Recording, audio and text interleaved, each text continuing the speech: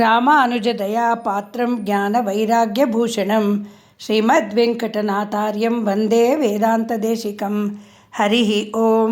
ಶ್ರೀ ಪಾದುಕಾ ಸಹಸ್ರ ಪದ್ಯ 66, ಪ್ರಭಾವ ಪದ್ಧತಿ 36.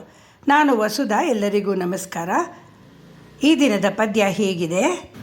ಶರಣಾಗತ ಸಾರ್ಥವಾಹ ಶೀಲಾಂ ಶ್ರುತಿ ಸೀಮಂತ ಪದ ಪ್ರಸಾದನಾರ್ಹಾಂ ಅಧಿರಂಗಮುಪಾಸ್ಮಹೇ ಮುರಾರೇಹೇ ಮಹನೀಯಾಂ ತಪನೀಯ ಪಾದುಕೆ ತ್ವಂ.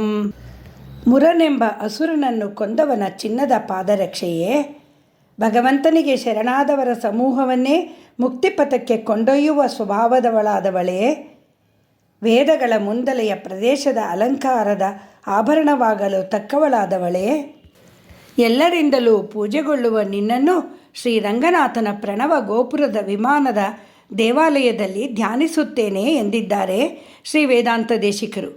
ಅತಿ ಪ್ರಾಚೀನವಾದ ಆಳ್ವಾರುಗಳು ಹಾಡಿರುವ ಶ್ರೀ ವೈಷ್ಣವರ 108 ವೈಷ್ಣವ ದೇವಸ್ಥಾನಗಳಲ್ಲಿ ಮೊದಲನೆಯದು ಶ್ರೀರಂಗ. 108 ದಿವ್ಯ ದೇಶಗಳನ್ನು ದರ್ಶನ ಮಾಡಿ ವಿವಿಧ ರೂಪ ವಿವಿಧ ಹೆಸರಿನಲ್ಲಿರುವ ಶ್ರೀಮನ್ನಾರಾಯಣನನ್ನು ಕಣ್ತುಂಬಿಕೊಳ್ಳಲು ಎಲ್ಲರಿಗೂ ಸಾಧ್ಯವಾಗದೇ ಹೋಗಬಹುದು.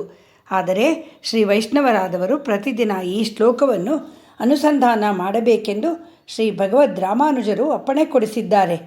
ಶ್ರೀರಂಗಮಂಗಳಮಣಿಂ ಕರುಣಾನಿವಾಸಂ ಶ್ರೀ ವೆಂಕಟಾದ್ರಿಶಿಖರಾಲಯ ಕಾಳಮೇಘಂ ಶ್ರೀಹಸ್ತಿಶೈಲಶಿಖರೋಜ್ವಲ ಪಾರಿಜಾತಂ ಶ್ರೀಶಂ ನಮಾಮಿ ಶಿರಸಾ ಯದುಶೈಲದೀಪಂ.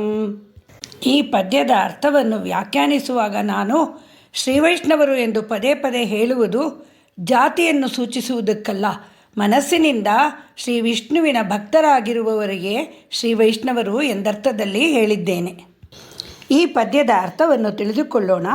ಶ್ರೀರಂಗದಲ್ಲಿ ಪ್ರಣವಾಕಾರ ವಿಮಾನದ ದೇವಾಲಯದಲ್ಲಿರುವ ಭಕ್ತರಿಗೆ ಮಂಗಳವನ್ನು ಕರುಣಿಸುವ ಚಿಂತಾಮಣಿಯಾಗಿದ್ದಾನೆ ರಂಗನಾಥನು.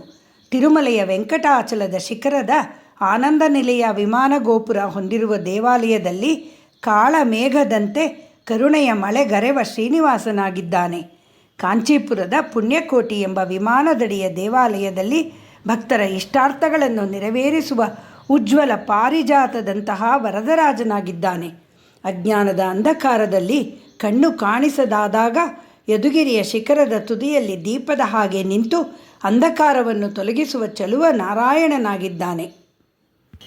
ಕೋಯಿಲ್ ಎಂದರೆ ಶ್ರೀರಂಗದ ದೇವಾಲಯ, ಪೆರುಮಾಳ್ ಎಂದರೆ ರಂಗನಾಥ ಎನ್ನುವಷ್ಟು ಮಟ್ಟಿಗೆ ಅವಿನಾ ಸಂಬಂಧ ಶ್ರೀ ವೈಷ್ಣವರಿಗೆ. ಶ್ರೀರಂಗದ ಶ್ರೀರಂಗನಾಥನಲ್ಲಿ ಇಲ್ಲಿ ಶೇಷಶಾಹಿಯಾಗಿ ಪವಡಿಸಿರುವ ಶ್ರೀರಂಗನಾಥನು ಪೆರಿಯ ಪೆರುಮಾಳ್, ತಾಯಿ ಶ್ರೀರಂಗನಾಥ ನಾಯಕಿ ಪೆರಿಯ ಪಿರಾಟ್ಟಿ. ಶ್ರೀರಂಗನಾಥರಿಗೆ ತನ್ನ ಮಗಳಾದ ಆಂಡಾಳ್ ಗೋದಾದೇವಿಯನ್ನು ಹೆಣ್ಣು ಕೊಟ್ಟ ಮಾವ ಪೆರಿಯಾಳ್ವಾರ್. ಶ್ರೀರಂಗನಾಥ ಸ್ವಾಮಿ ದೇವಾಲಯದ ಗೋಪುರ ಪ್ರಣವ ಗೋಪುರ.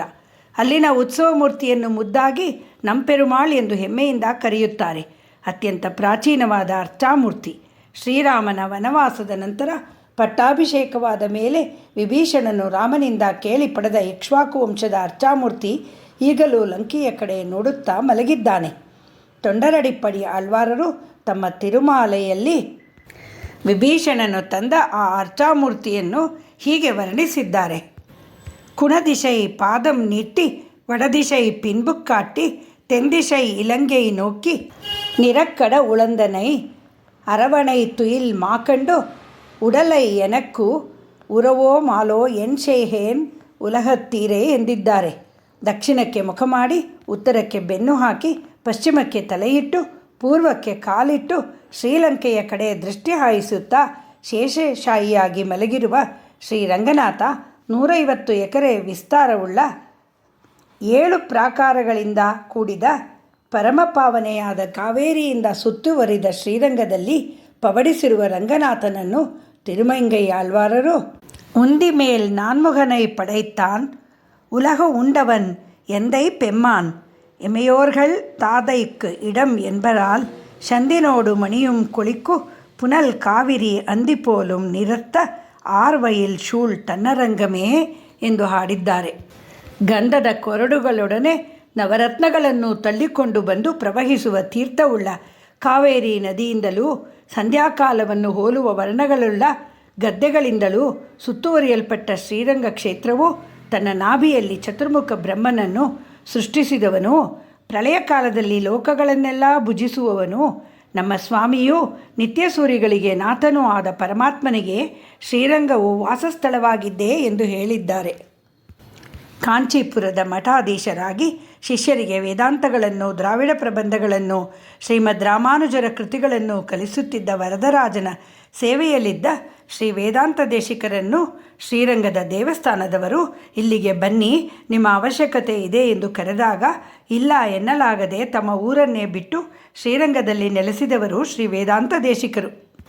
ಅಲ್ಲಿಯೂ ವಾದಕ್ಕೆ ಬಂದ ಅನ್ಯ ಪಂಥದವರನ್ನು ತಮ್ಮ ವಾದಗಳಲ್ಲಿ ಸೋಲಿಸುತ್ತಾ ಉತ್ತಮ ಗ್ರಂಥಗಳನ್ನು ರಚಿಸುತ್ತಾ ಶಿಷ್ಯರಿಗೆ ಶ್ರೀಮದ್ ರಾಮಾನುಜರ ಶ್ರೀಭಾಷ್ಯ ಮುಂತಾದುವನ್ನು ಕಲಿಸುತ್ತಾ ಶ್ರೀ ವೈಷ್ಣವ ಮತದ ಮೇಲ್ಮೆಗಾಗಿ ತಮ್ಮನ್ನು ತೊಡಗಿಸಿಕೊಂಡಿದ್ದರು. 1313ರಲ್ಲಿ ಮಲ್ಲಿಕಾಫರನು, 1323ರಲ್ಲಿ ಉಲುಗು ಖಾನ್ ಉರುಫ್ ಮಹಮ್ಮದ್ ಬಿನ್ ತೊಗಲಕನ ಸೇನೆಯು ಶ್ರೀರಂಗವನ್ನು ಮುತ್ತಿದಾಗ ತಮ್ಮ ಜೀವದ ಹಂಗು ಬಿಟ್ಟು ಹೋರಾಡಿದರು. ಅಲ್ಲಿನ ಅರ್ಚಕರಾದ ಸುದರ್ಶನ ಭಟ್ಟರ ಪ್ರಾರ್ಥನೆಯ ಮೇರೆಗೆ ಶ್ರೀರಂಗನಾಥನ ಆಲಯವನ್ನು, ಅವನ ಅರ್ಚಾಮೂರ್ತಿಯನ್ನು ಕಾಪಾಡಲು ಏರ್ಪಾಡು ಮಾಡಿ ಮೂಲಮೂರ್ತಿ ಶ್ರೀರಂಗನಾಥನ ಸುತ್ತ ಗೋಡೆಯನ್ನು ಕಟ್ಟಿಸಿ ಶ್ರೀರಂಗನಾಯಕಿಯ ಅರ್ಚಾಮೂರ್ತಿಯನ್ನು ಅಂಗಳದಲ್ಲಿ ಹೂತಿಡಿಸಿ ಉತ್ಸವ ಮೂರ್ತಿಯ ಆಭರಣಗಳನ್ನು ಪಿಳ್ಳೈ ಲೋಕಾಚಾರ್ಯರ ನೇತೃತ್ವದಲ್ಲಿ ಕನ್ನಾನೂರು ಕಡೆಗೆ ಕಳಿಸಿ ತಾನು ಭಗವದ್ ರಾಮಾನುಜರ ಶ್ರೀಭಾಷ್ಯದ ವಿಸ್ತೃತ ವ್ಯಾಖ್ಯಾನ ಇರುವ ಶ್ರುತಪ್ರಕಾಶಿಕೆ ಎಂಬ ಗ್ರಂಥದ ಏಕೈಕ ಮೂಲಪ್ರತಿಯನ್ನು, ತಮ್ಮ ಹಯಗ್ರೀವ ದೇವರ ಮೂರ್ತಿಯನ್ನು, ಸುದರ್ಶನ ಭಟ್ಟರ 2 ಮಕ್ಕಳನ್ನು ಕರೆದುಕೊಂಡು ಮಹಮ್ಮದೀಯರಿಂದ ತಪ್ಪಿಸಿಕೊಂಡು ಮೇಲುಕೋಟೆಗೆ ಬಂದರು. ಆ ದಾಳಿಯಲ್ಲಿ ರಂಗನಾಥನ ದೇವಾಲಯ ಉಳಿಸಲು ಯುದ್ಧ ಬಾರದ ಶ್ರೀರಂಗದಲ್ಲಿ ವಾಸವಿದ್ದ ಸುಮಾರು 15,000 ಜನರು ತಮ್ಮ ಪ್ರಾಣ ತೆತ್ತರು. ಆ ಶವಗಳ ಮಧ್ಯೆ ಶವದಂತೆ ಮಲಗಿ ತಪ್ಪಿಸಿಕೊಂಡು ಸುದರ್ಶನ ಭಟ್ಟರ ಮಕ್ಕಳನ್ನು ಕಾಪಾಡಿಕೊಂಡು ಶ್ರೀರಂಗ ಬಿಟ್ಟು ಬಂದರು ಶ್ರೀ ವೇದಾಂತ ದೇಶಿಕರು. ಶ್ರುತಪ್ರಕಾಶಿಕೆಯನ್ನು ನಡದೂರು ಅಮ್ಮಾಳ್ರವರ ಶ್ರೀಭಾಷ್ಯ ವ್ಯಾಖ್ಯಾನಗಳನ್ನು ಕೇಳಿ ಬರೆದಿದ್ದ ಅತ್ಯಮೂಲ್ಯವಾದ ಗ್ರಂಥವನ್ನು ತನ್ನ ಮಕ್ಕಳನ್ನು ವೇದಾಂತ ದೇಶಿಕರಿಗೆ ಒಪ್ಪಿಸಿದ ಸುದರ್ಶನ ಭಟ್ಟರು ದಾಳಿಯಲ್ಲಿ ಹತರಾದರು. ಇತ್ತ ಚಿನ್ನದ ಉತ್ಸವ ಮೂರ್ತಿ ನಂಪೆರುಮಾಳ್ ಮತ್ತು ಆಭರಣಗಳ ಜವಾಬ್ದಾರಿ ಹೊತ್ತಿದ್ದ ಪಿಳ್ಳೈ ಲೋಕಾಚಾರ್ಯರು ದಾರಿಯಲ್ಲಿ ಜ್ಯೋತಿಷ್ ಗುಡಿ ಎಂಬಲ್ಲಿ ಮೃತಪಟ್ಟರು. ಆಗ ಅವರ ಸಹಾಯಕ್ಕಿದ್ದ ಬೋವಿಗಳು ಮತ್ತು ಕೊಡವರು ಎಲ್ಲವನ್ನೂ ಜಾಗರೂಕತೆಯಿಂದ ತಿರುಪತಿ ಬೆಟ್ಟಕ್ಕೆ ಸಾಗಿಸಿ ಅಲ್ಲಿನ ಗುಹೆಯೊಂದರಲ್ಲಿ ಜೋಪಾನವಾಗಿಟ್ಟು ಮೇಲುಕೋಟೆಯಲ್ಲಿದ್ದ ಸತ್ಯಗಾಲದಲ್ಲಿದ್ದ ವೇದಾಂತ ದೇಶಿಕರಿಗೆ ಸುದ್ದಿ ಮುಟ್ಟಿಸಿದರು. ಶ್ರೀರಂಗನಾಥನ ದೇವಾಲಯ ಪರಕೀಯರ ದಾಳಿಗೆ ಹೆದರಿ ಅನೇಕ ವರ್ಷಗಳ ಕಾಲ ಮುಚ್ಚಿತ್ತು.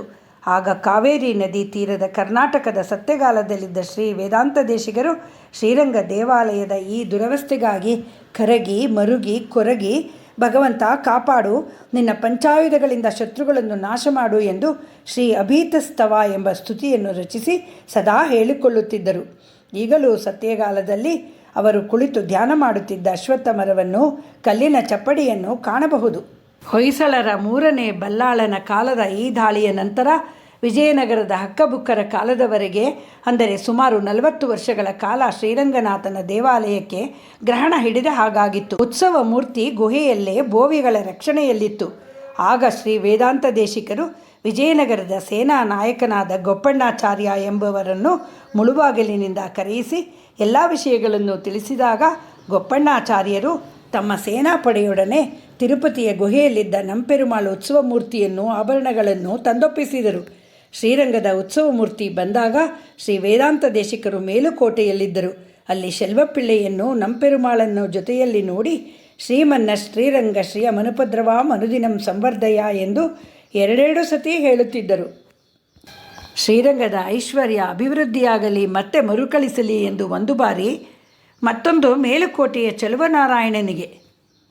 ಅದೇ ಪದ್ಧತಿ ಈಗಲೂ ಶ್ರೀ ವೈಷ್ಣವ ದೇವಾಲಯಗಳಲ್ಲೂ ಮನೆಗಳಲ್ಲೂ ಈ ಪದ್ಯದ ಅನುಸಂಧಾನ 2 ಬಾರಿ ಮಾಡುತ್ತಾರೆ.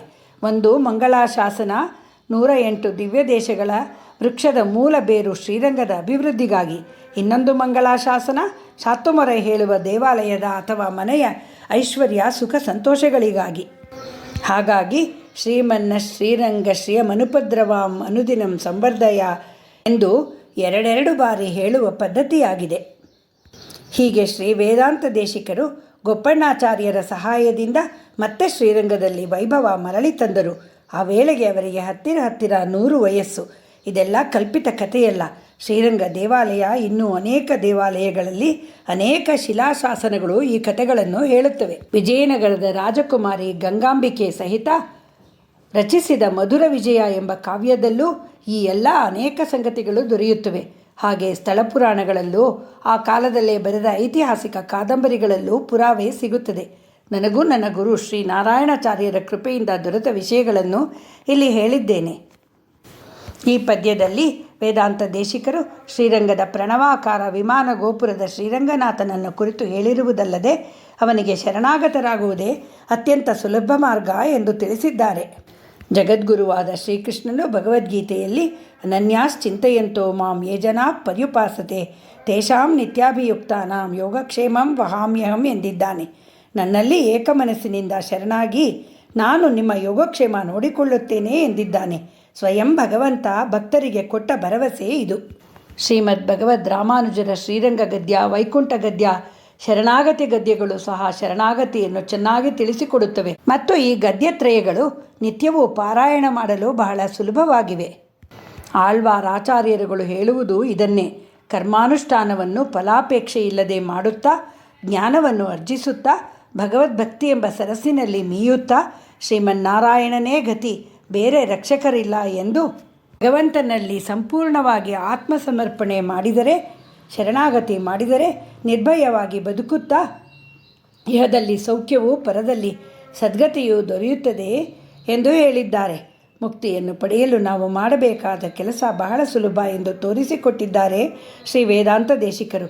ನಮ್ಮ ಕೆಲಸಗಳನ್ನು ನಿಭಾಯಿಸುತ್ತಾ, ಭಗವಂತನನ್ನು ಧ್ಯಾನಿಸುತ್ತಾ, ಪಾದುಕೆಯನ್ನು ತಲೆಯ ಮೇಲಿಟ್ಟು ಶರಣಾಗತರಾದರೆ ಪಾದುಕಾದೇವಿಯೇ ನಮಗೆ ಭಗವಂತನ ಅನುಗ್ರಹವನ್ನು, ಅವನ ದಿವ್ಯ ಸಾನ್ನಿಧ್ಯವನ್ನು ದೊರಕಿಸಿಕೊಡುತ್ತಾಳೆ ಎಂದಿದ್ದಾರೆ ಶ್ರೀ ವೇದಾಂತ ದೇಶಿಕರು.